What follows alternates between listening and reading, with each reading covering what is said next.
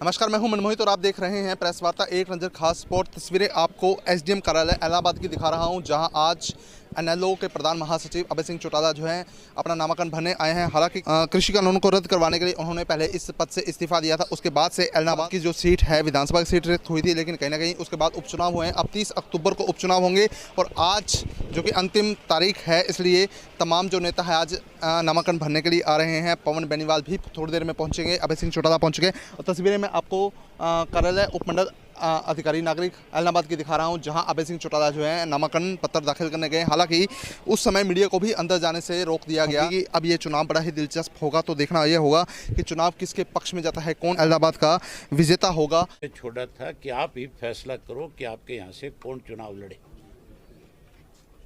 तो हजारों लोग जो है एक पंचायत के रूप में इकट्ठा हुए, चौपटा में इकट्ठा होकर के उन्होंने अपना फैसला सुनाया और मुझे कहा कि आप फिर से विधानसभा का चुनाव लड़ो।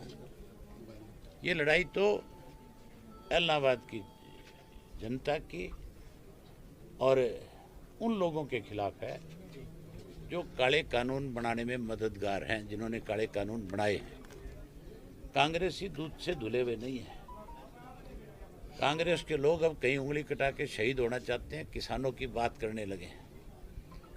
इन कांग्रेस वालों ने 2012 और 13 में इसका ड्राफ्ट तैयार किया था।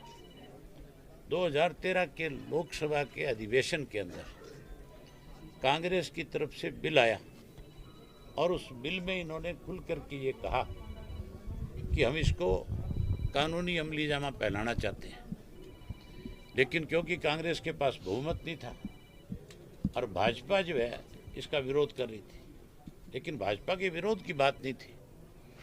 बात तो थी कि उनके पास अपना बहुमत नहीं था। जो सहयोगी थे उन्होंने स्पष्ट कहा कि अगर ऐसा कोई कानून आप इस देश में बनाओगे तो फिर आपका बिल गिर जाएगा, लोकसभा भंग हो जाएगी, आपकी सरकार चली जाएगी, हम समर्थन नहीं करेंगे। मजबूर होकर के उनको फिर स्टैंडिंग कमेटी के पास भेजना पड़ा, ठंडे बस्ते में डालना पड़ा। आज कांग्रेसी कहते हैं कि हम जो है किसानों के समर्थक हैं। आज तो रोजाना इस किस्म की स्टेटमेंट देते हैं। अभी आएंगे थोड़ी देर में कांग्रेस के लोग, शैलजा जी भी आएंगी, शायद हुड्डा भी आए, सुरजेवाला भी आए। उन तीनों से ये पूछना आप कि आप किस दिन बॉर्डर पे गए थे, आपने किस दिन जाके बॉर्डर पे किसानों का समर्थन किया। आप उनसे पूछना आप किस टोल पे जाकर के समर्थन करके आए। आपने तो जब पीपली के अंदर किसानों पे लठ बरसाए जा रहे थे तो कहा था कि जब तक इनके साथ न्याय नहीं होगा हम यहाँ धरना दे करके बैठ जाएंगे। हुड्डा से पूछना आप धरने के गए क्यों नहीं, धरना दिया क्यों नहीं आपने। अगर किसान के हितैषी थे तो फिर धरना देना चाहिए था। जब मैंने इस्तीफा दिया, अगर ये कांग्रेसी मेरे साथ इस्तीफा दे देते तो आज बाई इलेक्शन नहीं होना था, आज मध्यवर्ती चुनाव होते हर हालत में। क्योंकि 32 एमएलए अगर एक साथ इस्तीफा देते हैं उसका बहुत बड़ा प्रेशर बनता है सरकार के ऊपर, फिर हम 32 नहीं होते। फिर बहुत सारे और ऐसे एमएलए थे जो उस वक्त इतने डरे हुए थे, जो हर हालत में इस्तीफा देते और ये सरकार गिर जाती। क्या सुनो आगे उसके बाद की बताता हूँ। फिर इसको कैसे बीजेपी की सरकार को ऑक्सीजन मिले, इसके लिए हुड्डा जो है, आप पूछना कि आप किस लिए सरकार के खिलाफ है विश्वास प्रस्ताव लाए थे।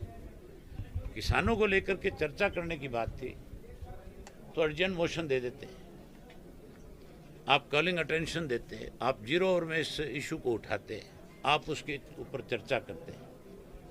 बजाय ये सब कुछ करने के ये अपना नो कॉन्फिडेंस मोशन लेकर के आगे, और उससे वो 30 के 32 हुए। लेकिन उस सरकार को 6 महीने की ऑक्सीजन मिल गई। और जो लोग डरे हुए थे, कहीं जो चाहते थे कि किसी दबाव में इस्तीफा दे सकते थे, उन लोगों को राहत मिल गई, वो लोग भी कहीं ना कहीं से बच गए। ये भूपेंद्र सिंह हुड्डा जो है पूर्ण रूप से बीजेपी के हाथों की कठपुतली है, उनके हाथों में खेल रहा है। आज बीजेपी जेजेपी का तो कोई नाम लेने वाला नहीं है। आज ऐसी हालत है कि जब गांव में जाएंगे वोट मांगने तब लोग एहसास कराएंगे उनसे इस बात का खास करके कि आपका जो फैसला है, जो 3 कृषि के काले कानून आपने बनाए हैं, ये हमारे लिए मौत है, हमारी डेथ के वारंट है। हम आपको किसी कीमत पे अपना वोट नहीं देंगे। लेकिन कांग्रेस को भी लोग साथ के साथ सबक सिखाएंगे। दूसरी तरफ कांग्रेस और बीजेपी की हालत तुम्हारे सामने है। आज जो है इनके पास अपने कैंडिडेट नहीं है। एक आदमी 10 दिन पहले कांग्रेस ज्वाइन करता है, कांग्रेस वाले उठा करके उसको टिकट दे देते हैं। एक आदमी पहले दिन बीजेपी ज्वाइन करता है और बीजेपी वाले उसको टिकट दे देते हैं। तो दिवालिया पिट गया कि नहीं पिट गया इनका, या कुछ बचा है इनके पास? आपका चौथा आप ये पूछना उनसे। नहीं, मैं आपसे एक बात कहना चाहता हूँ। आप उनसे ये पूछना कि क्या सरसा जिले में, क्या एलनाबाद के अंदर कोई ऐसा कांग्रेसी नहीं मिला तुम्हें जिसको तुम अपनी पार्टी का टिकट दे करके चुनाव लड़वाते? बीजेपी वाले तो बेचारे, कल आपने हालत देखी थी उनकी, तो वो तो बड़ी मुश्किल से जान छुड़ा करके भाग करके गए हैं। इनसे जरूर ये बात पूछना कि तुम्हारे पास कैंडिडेट नहीं था, तुम्हें किसी आदमी पे भरोसा नहीं था।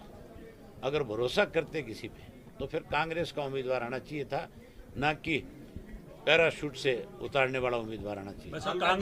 कांग्रेस में भी गुटबाजी सामने आ रही है। भरत सिंह बेनीवाल ने अपने कार्यकर्ताओं को, नेताओं को बुलाया, समर्थकों की मीटिंग बुलाई। भरत सिंह पुराना कांग्रेसी है। भरत सिंह को तब तो मेरे सामने बलि का बकरा बना दिया था जब बाई इलेक्शन था। लेकिन अब कोई, मैंने भरत सिंह के जो सोशल मीडिया पे उसने अपने एक वो बना रखा है, उस पर लिखा है, आपने वो पढ़ा कि नहीं पढ़ा? उसने लिखा है कि संघर्ष हारा, पैसा जीता है।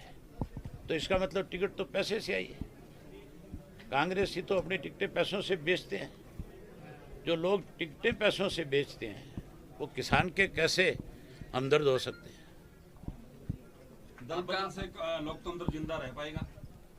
दल बदल जो चल रहा है, लोकतंत्र तो जिंदा बचेगा 3 तारीख को जब नतीजा आएगा, 2 तारीख को, उस दिन जिंदा होगा। आपका चौथा चुनाव है, हालांकि आपने 3 चुनाव बड़ी लीड से जीते हैं। इस बार क्या लीड लेने की उम्मीद आपको? आजकल चौके लग रहे हैं कि नहीं लग रहे हैं? देखते हो कि नहीं देखते मैच? आजकल IPL चल रहा है ना, तो चौका लगेगा। अभी छक्का भी मारूंगा, चिंता मत करो।